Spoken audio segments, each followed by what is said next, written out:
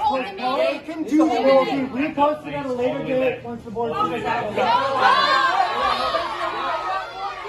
Well, good afternoon, everyone. Thanks for joining us on KREM 2 News First at 4. I'm Tom Sherry. And I'm Whitney Ward. So that school board meeting in Coeur d'Alene was canceled today after protesters that you just saw swarmed the meeting building. The board chair had called that emergency meeting, and a vote on a mask policy was on the agenda. Our Morgan Trau has been on the ground there for hours now. She was actually told to leave for her own safety. Morgan, what is it like over there right now?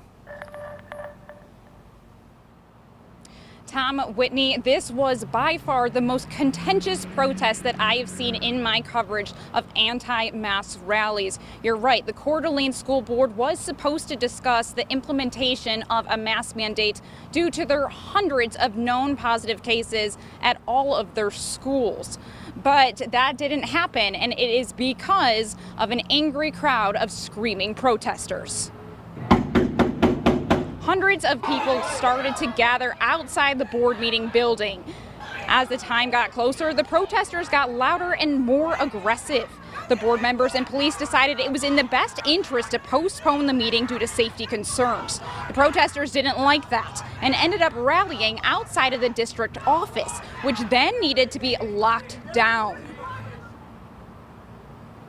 We're not here to cause problems, and we're not here to fight. We're here to be listened to and for our children to go to school freely without masks. I'm tired of the mask. Go yourself. I don't know how you sleep at night. You know what you guys are doing to people. You're exploiting their fear.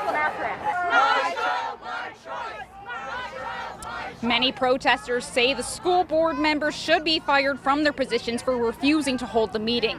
They say it is their body, their choice, and they should decide what happens to their kids.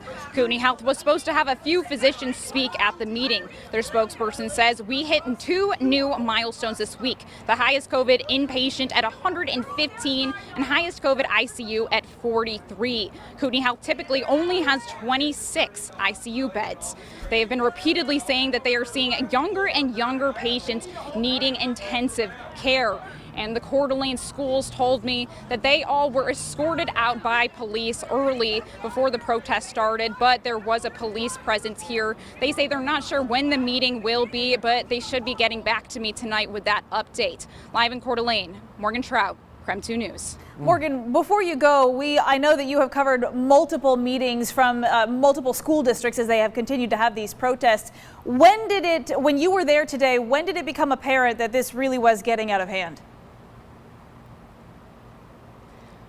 Honestly, from the first minute that people started arriving at the building, we were inside the meeting building and people were lining up and banging on the doors. The police had to go and tell people to be respectful, but the panic in the school board members' eyes, that really is what changed everything for me. And I saw that they just needed to be safe. They got out a different exit. We stayed back to record, but people were not happy. Then moving to the next location is really when it got bad for journalists personally, which is always, you never want to fear for your safety, especially when you're working. But this just was insane. People were screaming in your faces, following other journalists, following myself to my car, yelling at us, recording us, telling us that we are responsible for the pandemic and that we are just fear-mongering. It is really difficult when a journalist has to become part of the story, but unfortunately, that's what happened today. Thank you so much for sharing your perspective. Sorry that you had to experience that today.